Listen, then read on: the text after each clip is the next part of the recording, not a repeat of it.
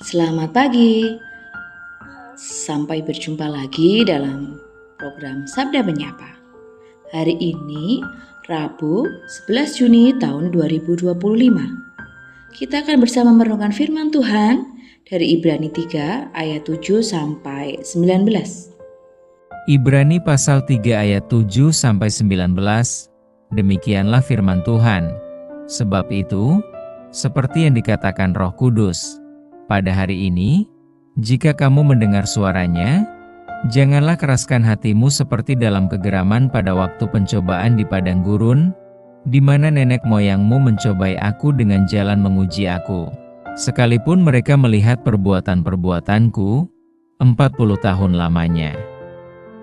Itulah sebabnya aku murka kepada angkatan itu, dan berkata, selalu mereka sesat hati, dan mereka tidak mengenal jalanku, sehingga aku bersumpah dalam murkaku, mereka takkan masuk ke tempat perhentianku.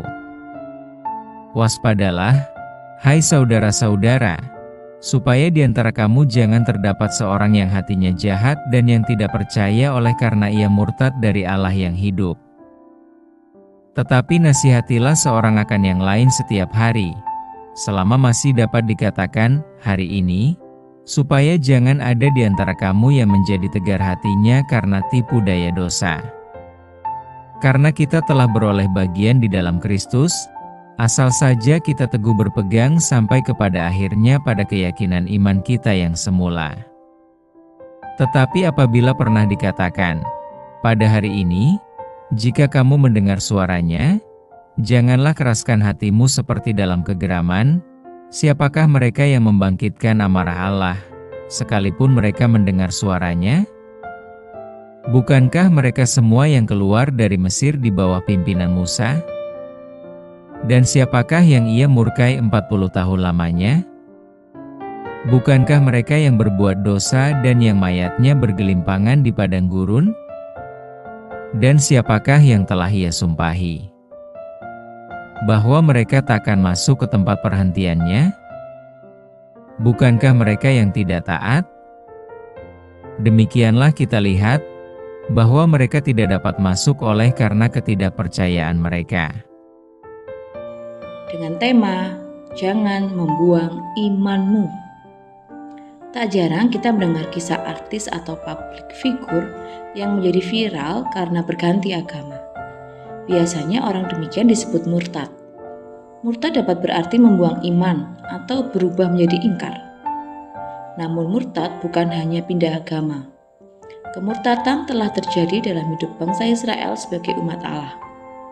Penulis surat Ibrani memperingatkan agar umat Allah tidak mengeraskan hati seperti leluhur mereka yang sesat hati dan tidak mengenal jalan Allah di ayat 7-10. Atas kejahatan dan kemurtadan inilah Allah murka terhadap mereka di ayat 11.